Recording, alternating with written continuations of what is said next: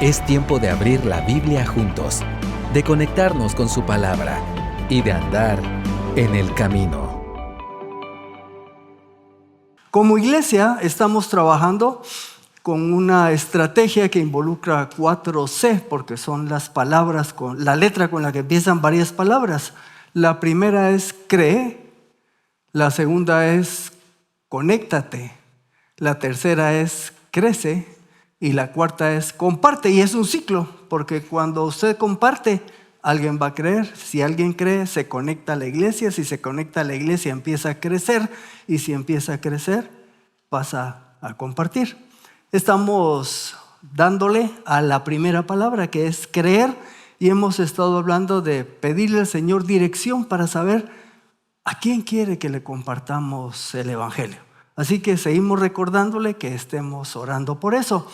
Para el efecto les comparto a manera de semi-introducción a una experiencia esta semana. Llegué aquí a la Universidad de San Carlos, usualmente llego antes de la hora que me toca para evitar tráfico. Y cuando llego, mis alumnos son bien puntuales. La puerta no se abre hasta las 7, así que tengo que estar ahí en una sillita en el corredor esperando. Y a mi derecha vi una de las aulas de los que estudian licenciatura. Y entonces me fui a ver el aula porque dentro de lo que él estaba pidiendo al Señor es de qué manera yo podría tener acceso a los estudiantes para compartirles el evangelio. Ahí pensando en alguna idea, si me invitan a dar una clase, entonces entré al aula y la vi, solo había una chica sentada. Y dije, bueno, Señor, ¿cómo va a ser que haya una oportunidad? Pues solo la fui a saludar, le pregunté qué grado llevaba, cómo iba y todo. Y luego me salí, me senté, llegaron mis alumnos, tuve la clase que tengo con ellos. Y recuérdense que le pregunté al Señor, ¿cómo se puede hacer, verdad? Ahí en el salón vacío. Y cuando salgo de mi clase, tomo dirección contraria en el pasillo. Y habían 4 estudiantes en unas sillas de estas así, juntas, ¿verdad? Y una de las patojas con una bata blanca, pero con un pañuelo aquí en la cabeza que parece de gitana, ¿verdad?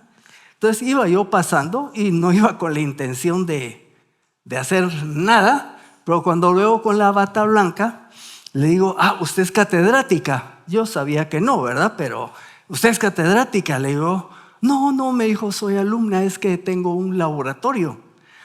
Bueno, y es que sí, porque también me confundí, como le vi el pañuelo, tal vez pensé que era también gitana, le dije, ¿verdad? Y ya saben que mi defecto es que a veces molesto un poco, ¿verdad? Y esa era empecé por pura molestadera. Y en eso, fíjese que le iba a pedir si me podía leer la mano, le dije, ¿verdad? Y entonces cuando me veo la mano, pues me veo que, ustedes saben que dicen que aquí hay una línea de la vida, ¿verdad? Una línea que pasa y a más largo llega, pues así dicen. Yo tengo 2 líneas, una que llega hasta un punto y otra que empieza en la otra. Y entonces le digo, y fíjese que pues aquí hay 2 líneas de la vida, ¿será posible que uno pueda vivir 2 veces? Estaban ahí los 4, 2 hombres, 2 mujeres, y entonces se quedan así, imagínense un rucón ahí, platicando de pronto, de improviso. Entonces les digo, pues fíjense que sí se puede vivir 2 veces. Y en ese momento vamos a Juan 3. ¿Me permiten? Les voy a contar la historia de un hombre que se entrevistó con Jesús una noche, se llamaba Nicodemo. Y él le fue a echar una flor a Jesús de que era un hombre que venía de parte de Dios, pero Jesús le dijo, si no naces de nuevo, no puedes ver el reino de Dios. Y por eso es que uno puede tener 2 vidas, la vida natural y yo con mi mano enseñándole y la vida espiritual. Y solamente creí, y ahí les compartí el evangelio en menos de 5 minutos. El punto es, la petición 1 hora antes, el Señor le estaba contestando. Y no era mi objetivo. Se los comparto porque cualquiera de ustedes puede compartir el evangelio de una manera sencilla. Solo dígale al Señor que usted es su instrumento. Y eso corresponde entonces a la palabra crece. Vale. Ahora sí, entramos a nuestro tema. Estamos en una serie en el libro de Nehemías, ¿verdad? Nehemías era un judío que estaba exilado, vivía allá en el imperio persa, sirviendo al emperador, era su copero, una persona de confianza, y ya conocemos la historia. Le iban a contar que Jerusalén estaba en problemas serios, no tenía el muro, estaba destruido por múltiples partes. Ya habían reconstruido el templo, pero no había muro, era un lugar inseguro, y por eso regresó Nehemías a Jerusalén, nombrado como gobernador de esa provincia para dirigir los trabajos de reconstrucción. En el capítulo 1, cuando él tiene que ver qué hace con las noticias que recibe, él tiene una oración, y hemos estado repitiendo que Nehemías ora a través de todo el libro, ¿verdad? Así que en el capítulo 1, versículo 5, le voy a pedir que lo busque en su Biblia. Si usted quiere ver algo inusual, es que hoy traje una Biblia impresa, ¿verdad? Que la leo en digital, pero dije, hoy la voy a llevar impresa, me va a servir. Así que en el capítulo 1, el versículo 5, hay una oración de Nehemías. ¿Está listo ahí? Nehemías capítulo 1, versículo 5. Y dije, te ruego, oh Jehová, Dios de los cielos, Dios grande y temible, que guarda el pacto y la misericordia a los que lo aman y guardan sus mandamientos. Esta es una oración de exaltación y bendición a Dios. Allá desde el capítulo 1. Hoy vamos a estar en el capítulo, terminando el 7 y los primeros versículos del 8, los primeros 12 versículos. Así que vamos a trasladarnos al capítulo 8 y ya van a entender por qué les leí el capítulo 1. La serie se llama Sirviendo a Dios con dedicación. Y al día de hoy, el título es El impacto de la palabra de Dios. Entreguemos este tiempo al Señor. Padre, te damos gracias por tu palabra. Tú la emites y cumple el propósito para el cual tú la has dado. Esta mañana te pedimos en el nombre de Cristo que tu palabra cumpla su propósito en cada uno de nosotros. En el nombre de Él, amén. Muy bien. Una vez que el muro fue terminado, lo vimos en las semanas pasadas, se tardaron 52 días, un tiempo récord. Y ya que lo terminan y terminan de colocar las puertas, Nehemías expresa al principio del capítulo 7, la ciudad era espaciosa y grande, pero había poca gente dentro de ella y las casas no estaban reconstruidas. Decíamos que Nehemías terminó una tarea y ya estaba viendo que había otra pendiente, ¿verdad? Ya está protegida la ciudad, pero no tiene gente, hay que habitarla. Así que en el capítulo 7, la semana pasada, se recordarán que Luis Lira nos leyó toda esa serie del capítulo 7 con todos ese montón de nombres y ánimo, así debemos de leer la Biblia completa. Él decía, a veces le da uno ganas de brincársela, pero él mismo expresó, por alguna razón, Dios quiso que todo lo que está en la Escritura esté. Así que cuando usted lea la Biblia, usted léala, con todo y esa lista de nombres. En esta ocasión, lo que hizo Nehemías fue, bueno, vamos a repoblar Jerusalén, pero veamos quiénes la van a repoblar. Tenemos que estar seguros que sean del pueblo de Dios, que no se nos van a meter personas que no pertenecen al pueblo, y parte del uso de esa lista genealógica de los que habían regresado hacía como 100 años con Zorobabel fue para determinar los que ahora estaban, si realmente eran israelitas del pueblo de Dios. Termina el capítulo 7 con un reporte de lo que aportaron distintas personas. Por ejemplo, Nehemías, los nobles y el resto del pueblo. Dieron distintas cantidades, unos más que otros, pero todos aportaron. Así que, si usted se va al capítulo 7, versículos 70 y 72, dice, algunos de los jefes de las casas paternas dieron para la obra. El gobernador, o sea, Nehemías, dio para el fondo 8 kilos de oro. Depende, si usted está leyendo la 60, va a haber otras medidas, ¿verdad? Aquí esta es la 2015. Dio 8 kilos de oro, 50 tazones y 530 vestiduras sacerdotales. Los jefes de las casas paternas dieron para el fondo de la obra 160 kilos de oro y 1,200 kilos de plata.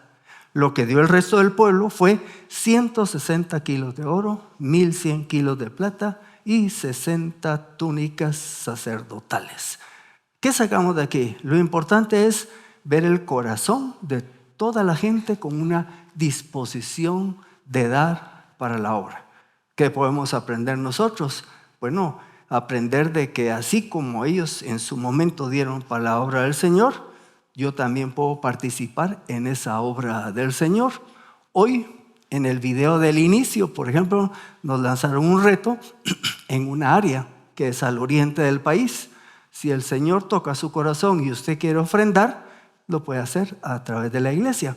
Pero también tuvimos una invitación, dice, si alguno quiere ir en persona, ir a ayudar, pues puede hacerlo. Se comunica con César Barrios y colaboradores y pueden organizar una visita al Alzatate, allá en Jalapa, si mi mente no falla. Bien, un corazón dadivoso, y es lo que vemos aquí en estos últimos versículos. Y al llegar al 73 se nos dice que toda esta gente que está mencionada aquí, desde sacerdotes, levitas, porteros, cantores y los del pueblo, servidores del templo, ya habitaron en sus ciudades. ¿Por qué? Porque ya habían terminado la obra de la construcción del muro. Así, pasamos entonces al capítulo 8.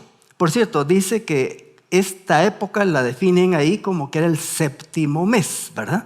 Así que en el capítulo 8, versículo 1, si usted lo busca ahí en su Biblia, dice: entonces todo el pueblo se reunió como un solo hombre.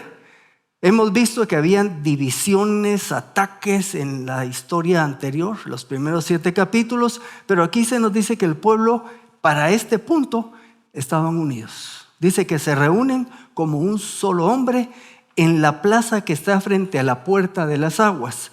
Jerusalén en aquellos días no tenía un trazo regular, así en distintas partes, y tenía X número de puertas. Ellos estaban en una plaza cerca de una puerta que se llama Puerta de las Aguas. Y le dijeron al escriba Esdras, aquí aparece Esdras. Si usted ve en su Biblia, Esdras es el libro que antecede a Nehemías. Esdras era un escriba, un estudioso de la palabra, que había regresado a Jerusalén. Se calcula que unos 13 años antes que Nehemías. Y Esdras había encabezado una renovación espiritual con el estudio de la palabra con el pueblo. Para este momento no había sido mencionado en los primeros capítulos 7, en los primeros 7 capítulos. Sin embargo, Esdras vivía ahí en Jerusalén y entonces aparece aquí en escena. Y le piden a Esdras que trajera el libro de la ley de Moisés. Por eso fue que hoy traje una Biblia impresa, porque usted lee ahí que le dijeron que trajera el libro de la ley de Moisés, y lo primero que usted se imagina, pues es uno como estos, ¿verdad? A esto me parece que le llaman, a esta estructura le llaman un códice, que están las páginas una sobre otra y cosidas o algo por uno, y entonces ya es el esquema del libro. Eso no existía en aquellos días, esto es de aparición mucho más posterior. Bueno, así que cuando le dicen a Esdras que traiga el libro de la ley, en realidad que le llevaron un rollo, porque en aquellos días se escribía, por ejemplo, eran hechos de papiro, que venía de una planta que crecía en el Nilo, pero también podrían hacerlo con pieles de animales. Y entonces se hacía la escritura. El hebreo es al revés, va uno, si me pongo acá, en español escribimos así, los hebreos escriben al revés. O tal vez nosotros somos los que escribimos al revés, quién sabe, ¿verdad? Así que le llevan el rollo. ¿Y qué rollo le llevan? Bueno, pues el que tiene la ley de Moisés, y dice ahí que el Señor había dado a Israel. ¿Por qué se reunió todo el pueblo? Porque así empieza el versículo 1. Dice que se reunió todo el pueblo. Nos acaba de decir que ya se habían ido a sus ciudades. Y cambiamos de capítulo y nos dice que se reúne todo el pueblo ahí en Jerusalén, en la plaza frente a la puerta de las aguas. Por cierto, les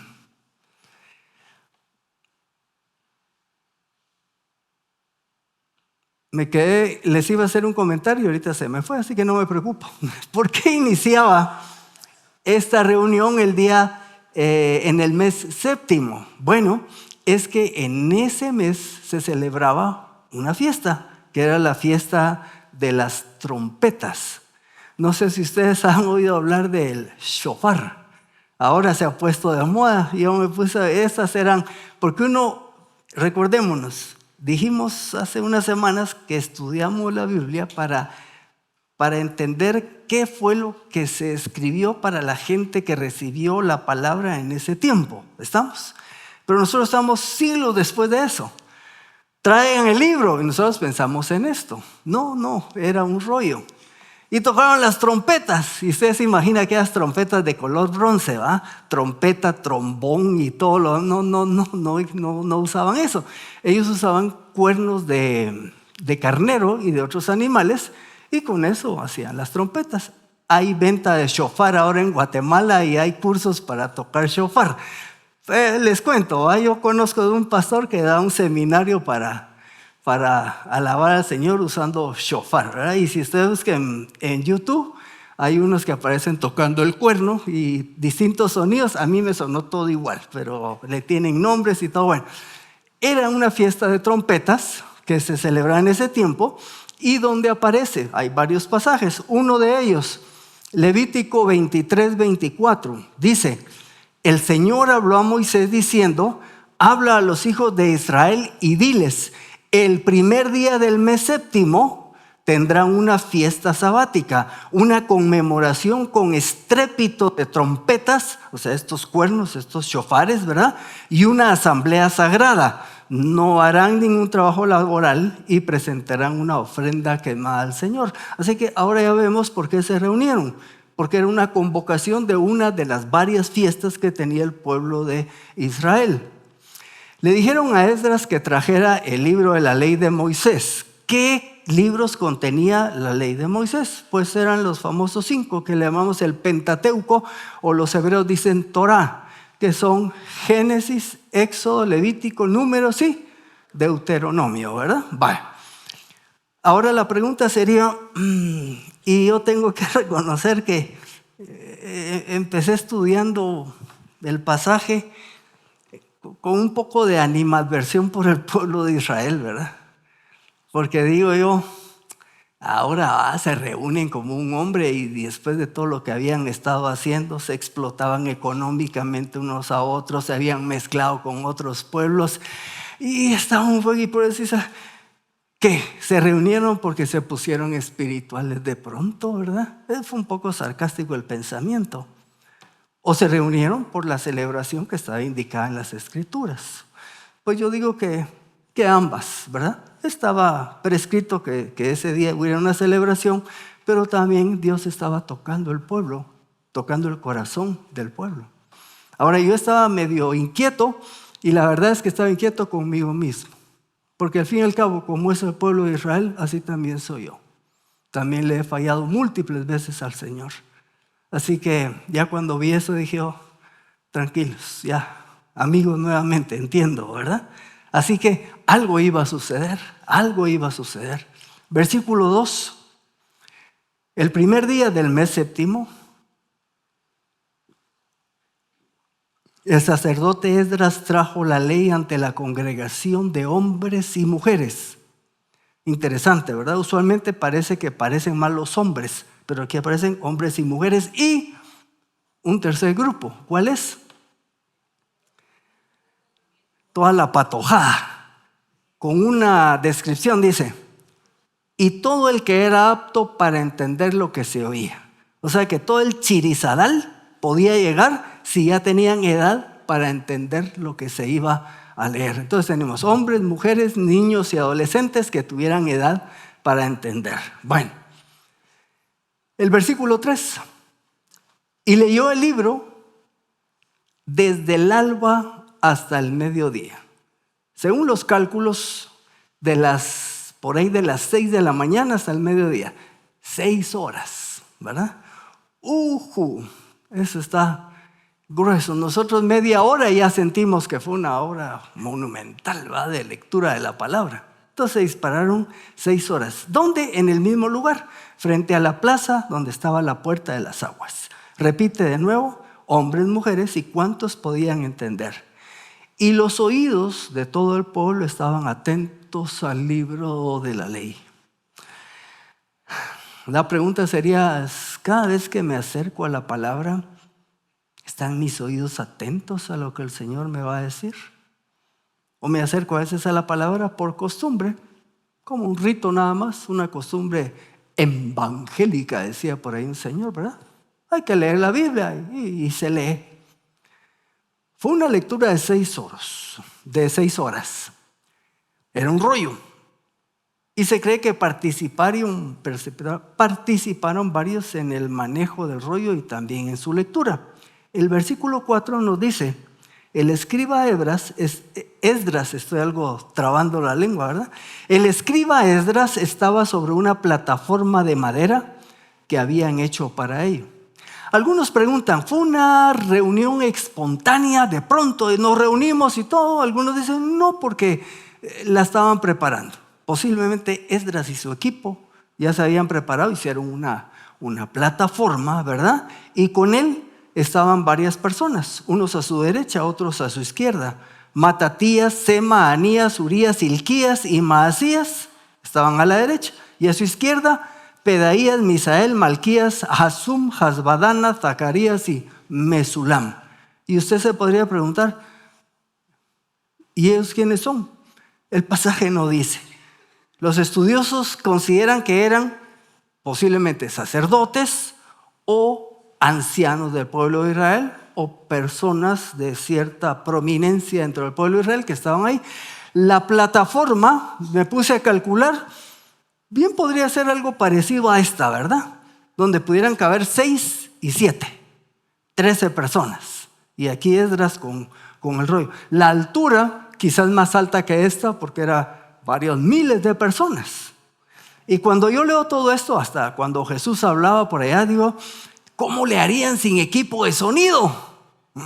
Porque aquí se nos va el sonido y buenas tardes, hermanos, que ya los de allá no oyen. Bueno, aquí por lo menos hay algo que aparece en el pasaje que nos puede ayudar. Versículos 5 y 6. Esdras abrió el libro a la vista de todo el pueblo y no abrió, sino abrió, porque era un rollo, ¿verdad?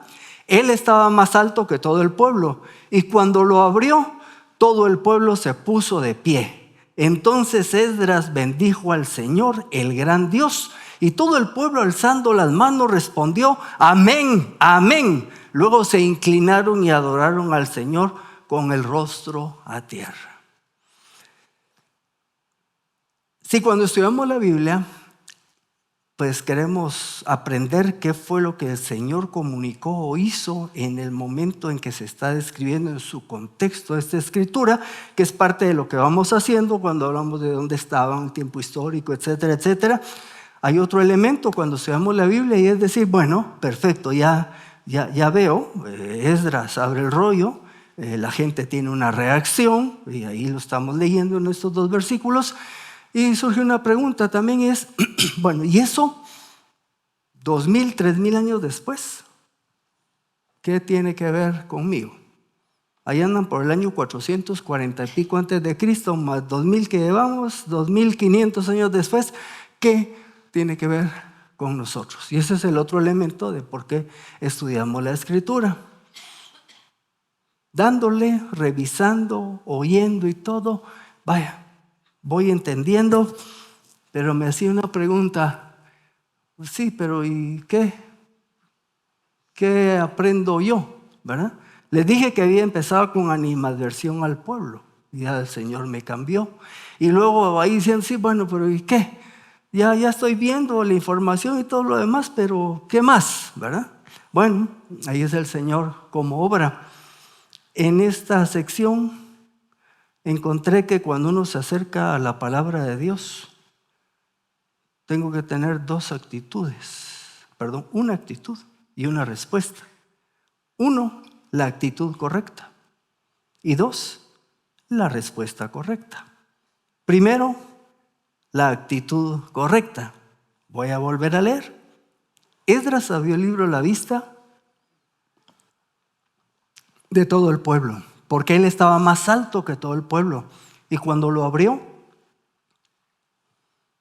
todo el pueblo se puso de pie. No hubo director. Nadie pasó a decir, hermanos, puestos de pie que Esdras va a leer el rollo. Nada. Sino cuando Esdras abre el rollo, dice, todos se pusieron de pie. Esa es una actitud porque eso que se iba a leer era la palabra de Dios y era una actitud de respeto a Dios. Ahí hay una primera parte de esa actitud. Luego dice que Esdras bendijo a Dios y lo comenta un poco más adelante y dice que todo el pueblo alzando sus manos respondió, amén, amén, ¿verdad? Y después se inclinaron. Yo quería ver qué quería decir eso y me puse a revisar. Y sí, es que se inclinaron hasta el piso y dicen algunos comentarios, tocando la frente a la tierra. De nuevo, una respuesta de respeto, no a Esdras, no al rollo físico, sino al Dios que reveló su palabra. La primera actitud que nosotros aprendemos de un pasaje como este es tener la actitud correcta delante de Dios. Cuando voy a leer la Escritura, ¿cuál es mi actitud? Hablé de posiciones, sí, las podemos tener, pero más allá es cuál es mi actitud interna hacia Dios. ¿Saben algo interesante sobre las manos? Hay 2 maneras como ven levantar las manos. Aquí hay hermanos que cuando cantan levantan sus manos. Dice que algunos cuando levantan sus manos le están expresando reconocimiento y adoración a Dios. Y así es. Pero también mencionan otros que el levantar las manos es decir, Señor, he aquí mis manos vacías. Lo necesito todo de ti. Recibo todo lo que venga de ti. Así que esa acción de levantar las manos es de adoración, pero también decirle, aquí estoy para recibir lo que viene de ti. Ahora voy a comentar esta parte donde dice que Esdras bendijo al Señor, el gran Dios. Lo único que no nos dice que dijo, solo dice que lo bendijo, pero no nos dice qué dijo. Entonces me puse a buscar y más o menos qué decían cuando bendecían al Señor. Y fue donde me fui al capítulo 1, versículo 5 que leímos al inicio.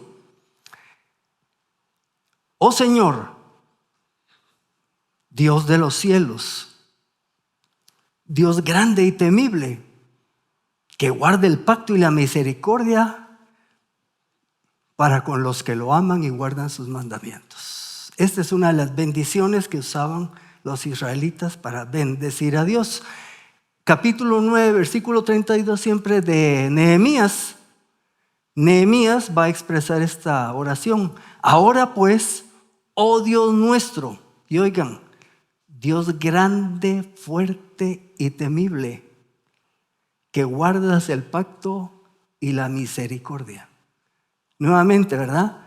Dios fuerte y temible, que guardas el pacto y la misericordia. Y hay un personaje más que tiene una oración similar, Daniel, que fue antes que Nehemías. Capítulo 9, versículo 4, dice Daniel, oré al Señor mi Dios e hice confesión diciendo, oh Señor, Dios grande y temible, que guarde el pacto y la misericordia para con los que lo aman y guardan sus mandamientos. Y ante esta bendición, el pueblo dijo, amén y amén. Levantaron sus brazos y luego se postraron hacia la tierra. Bueno, comenta un autor, oigan esto. La exaltación a Dios pone al lector en el estado de ánimo correcto. Tanto el lector y el oyente, cuando exaltan a Dios, entonces demuestran una actitud de sumisión al Señor. Cuando yo le digo, Dios grande y temible, que guardas el pacto y la misericordia, estoy reconociendo su grandeza y soberanía, y en ese momento mi actitud es de sumisión. Esto abre la puerta de la mente para que el Espíritu traiga convicción y transformación al corazón. Es cuando me acerco con la actitud correcta que entonces la palabra puede hacer un efecto en mi vida, porque estoy ante la palabra del Dios grande y temible, que guarda el pacto y la misericordia. La reverencia y el respeto a Dios y su palabra nos predisponen a entender. Ojo, el poder no está en el que predica, sino en la palabra que se predica. Si usted quiere que su vida sea transformada e impactada, tiene que acercarse con una actitud de sumisión y reconocimiento de la grandeza de Dios. Y es la palabra la que va a hacer efecto en nuestras vidas. No es la extroversión del predicador, las buenas anécdotas, lo ameno que sea. Eso puede ser así y no pasó nada. Y puede tener hasta un hermano que está tieso aquí, ¿verdad? Pero su actitud es la correcta y él está leyendo la palabra, y es la palabra la que está haciendo el efecto en nuestras vidas. Entonces recuérdese, no se ponga a ver al que está aquí parado enfrente. Usted está escuchando al que escribió, al que reveló la palabra que se está enseñando. Si usted se ha puesto a fijar en el predicador, está errado, ¿verdad? No va a pasar nada. Así que, ¿cómo me voy a acercar? Y esto es ya para llevar a casa. ¿Cómo me voy a acercar a la palabra del Señor?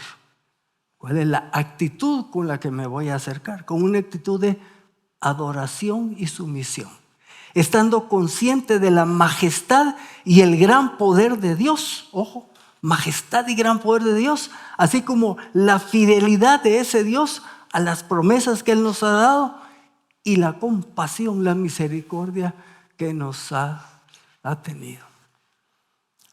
Entonces, número 1, actitud correcta. Después de ver esto, como yo le estaba alegando al Señor, ¿verdad? Bueno, ¿y qué estoy? Cuando Él me enseña esto, está bien. En ocasiones me despierto de noche. Y antes me podía divagar a ver noticias y decidí cambiar, voy a leer la palabra.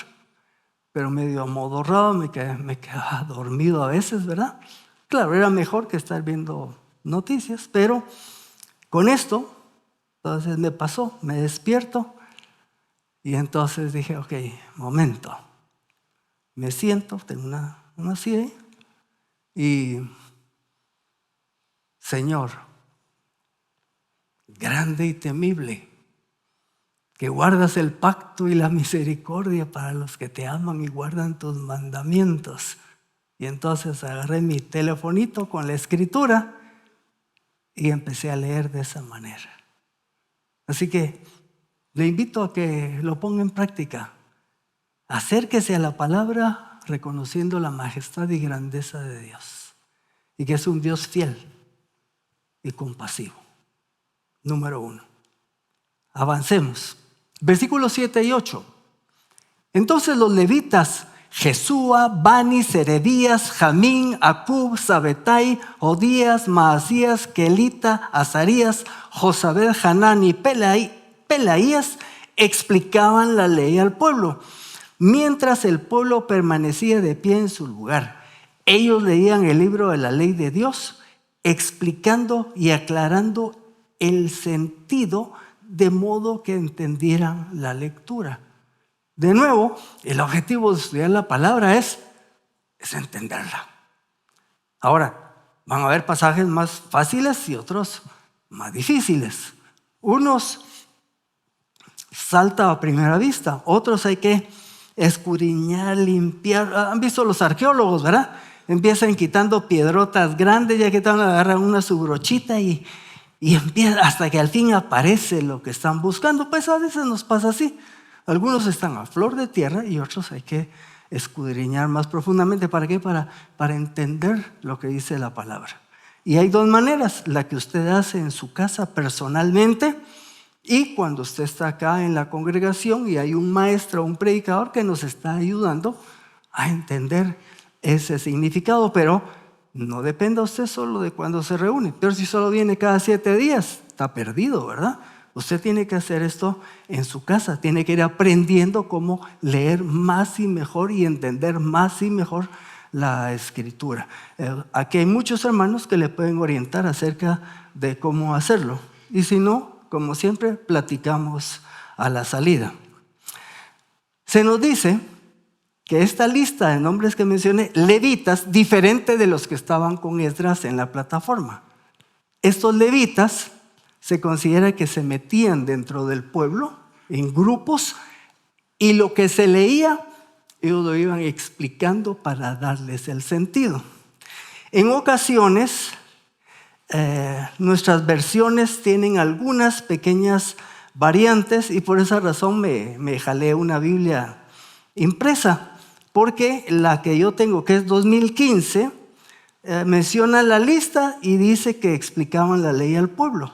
Sin embargo, y la revisé en la 60 también y está así. Sin embargo, en esta otra versión y la NBLA también dice en el versículo 7: y Jesúa, Bani, Serebías, etcétera, etcétera, Pelaía. Y dice aquí en esta otra versión: y los levitas hacían entender al pueblo la ley, y el pueblo estaba en su lugar. Ok, en la que yo tengo nos dice aparentemente que solo estos eran los que hacían ese trabajo. Pero esta es la versión de la Sociedad Bíblica Trinitaria, pero también la NBLA lo dice así. Da la lista de nombres y dice: y los levitas. Entonces, aparentemente había un grupo mayor. Y imagínense, enseñar la palabra a miles de gentes. Entonces, habían personas. Obviamente, todo esto no fue un trabajo de ese día. Esdras había estado trabajando con esos levitas, enseñándole la palabra, explicándoles, y entonces hubo la tercera C, crece. Todos estos levitas habían estado siendo discipulados por Esdras y otros maestros, y ahora ellos a su vez estaban enseñando al pueblo. ¿Para qué? Para que entendieran la lectura, para que entendieran lo que se estaba leyendo. Versículo 9. Dice que Nehemías era el gobernador, el sacerdote y escriba Esdras y los levitas que enseñaban al pueblo y decían a todo el pueblo: este es un día santo para el Señor su Dios, no se entristezcan ni lloren, porque todo el pueblo lloraba al oír las palabras de la ley. Y uno se pregunta, porque para empezar, el pasaje no nos dice qué partes del Pentateuco leyeron. Usted puede conjeturar, ¿verdad? Yo me imaginé, ¿qué pasa si leyeron Deuteronomio 28 y 29? ¿Sabe que está ahí, verdad? Las bendiciones por ser obedientes a Dios y las maldiciones por ser desobedientes. Esto es conjetura, no, el pasaje no lo dice, pero ya se imagina cuando ellos, después de haber estado cautivos fuera de su tierra, oyen eso y dicen: ahora entendemos por qué nos está llevando el río. ¿Me explico? Porque nos quedamos cortos con cumplir lo que Dios quería. Y entonces al oír eso empezaron a llorar, ¿verdad? Porque entendieron que le habían fallado a Dios. Sin embargo, Nehemías, Esdras y los demás líderes dicen: no, un momento, esto no es para que lloren. Es que esto es para que ustedes tengan, este es un día santo para el Señor. No se pongan a llorar. Sí, se sentían mal porque se dieron cuenta que le habían fallado a Dios. Pero los líderes les están diciendo: No lloren, no se entristezcan. Después de oír y entender la palabra, cuando lo hacemos nosotros, y esto es para nosotros, diríamos, es suficiente que yo leo la palabra, el pasaje lo entiendo, me doy cuenta de mi situación, me siento compungido, podría ser que llore, o como dicen algunos, el pasaje me tocó, ¿verdad? Y algunos así lo dicen cuando estamos aquí en SEA, me tocó. Otros dicen, me latillaste, ¿verdad? No se trata de eso. La pregunta ¿es suficiente con que la palabra tenga un impacto en mí y yo quizás reaccione con una manera emocional? ¿Es eso suficiente? Yo le podría decir, mire, para los mayores de 50 años, la probabilidad de que usted tenga cáncer de colon es el cuarto en la lista de cánceres que hay.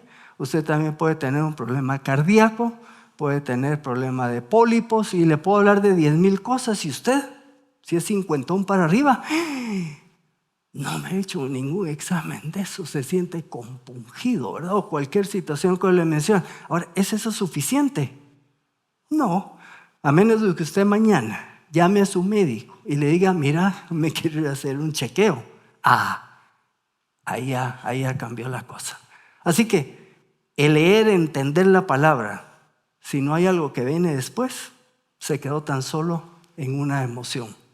Dice otro autor, un resultado de la renovación genuina que viene de la palabra es que se desarrolla un interés intenso y una comprensión de las Escrituras.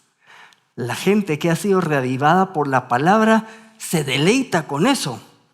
Les da deseo de ponerla en práctica. Pero el resultado de ser tocado por la palabra es que deben haber vidas cambiadas, familias cambiadas, iglesias cambiadas, sociedades cambiadas. Los niños del Alzatate podrían decir, ¿qué valor tiene el evangelio?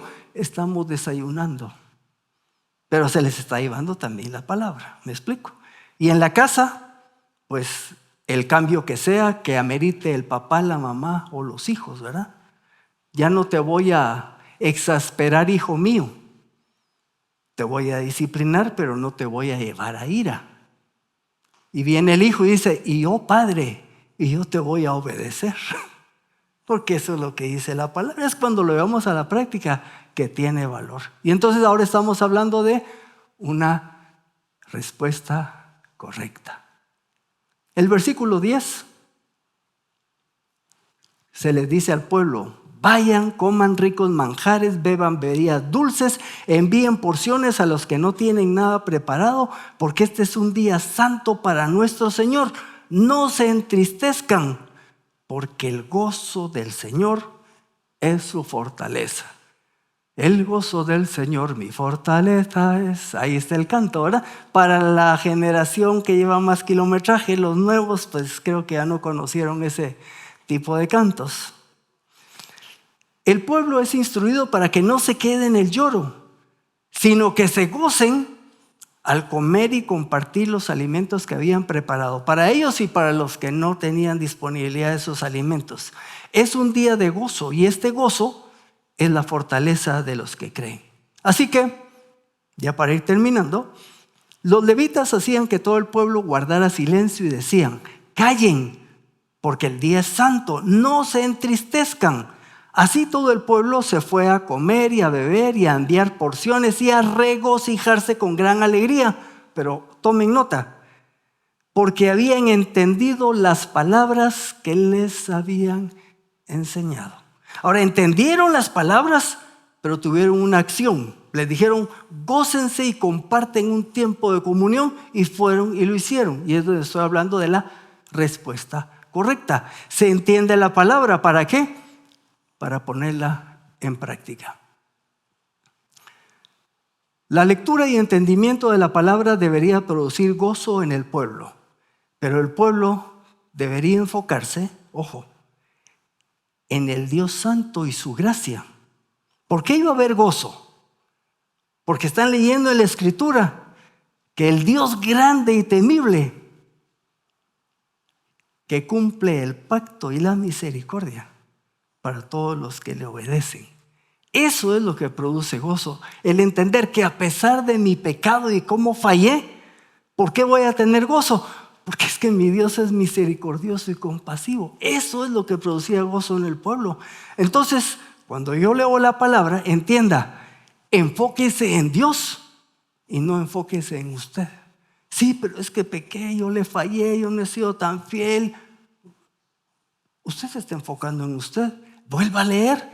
¿Y qué dice? Y usted váyase por toda la Biblia. Sí, el pueblo, nosotros hemos fallado, pero a través de todo el tiempo, Dios misericordioso que no nos abandona. Y sí, disciplina en ocasiones, pero Dios es misericordioso, lleno de amor y así nos lo ha demostrado. Y eso es lo que me debe llevar a poder disfrutar de esa gran verdad de que tenemos un Dios grande y temible, que es fiel a su palabra, a lo que promete, y que es compasivo, que es misericordioso. Terminamos. Santiago escribió al respecto, dijo, sean hacedores de la palabra, no solamente oidores, engañándose a ustedes mismos, porque cuando alguno es oidor de la palabra y no hacedor de ella, este es semejante al hombre que mira su cara natural en un espejo, se mira a sí mismo, se da la vuelta y ya se olvidó cómo era. Pero el que presta atención a la perfecta ley de la libertad, la palabra, y persevera en ella, sin ser oidor olvidadizo, sino hacedor de la obra, este será bienaventurado en lo que hace. Una actitud correcta reconociendo el gran Dios temible que guarda el pacto y la misericordia. Y una respuesta correcta cuando estudio su palabra y leo lo que Él quiere, como quiere que yo viva, lo llevo a la práctica. Y esa es la respuesta correcta. Le dejo una mini tareita. Filipenses 4:5. Búsquelo de una vez porque es tarea. Los voy a llamar esta semana para... No. Filipenses 4:5. ¿Qué dice?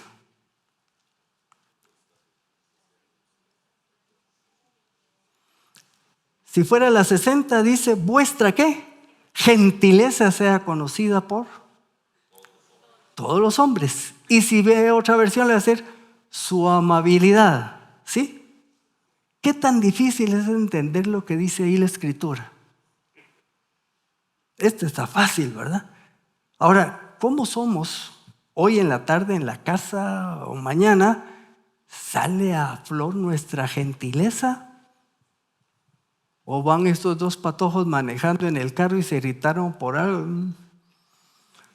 Y no hay gentileza ni amabilidad, ¿verdad? Sí, a él me refiero, las mujeres, ¿no? ¿Qué le parece si pone en práctica? ¿Entendió qué dice el pasaje? Que los que estén a su alrededor, si algo deben de ver en ustedes es su gentileza o amabilidad.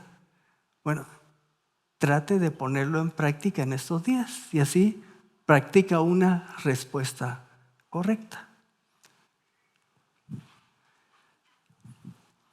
Padre, te damos gracias por tu palabra. Te damos gracias por aprender que eres un Dios grande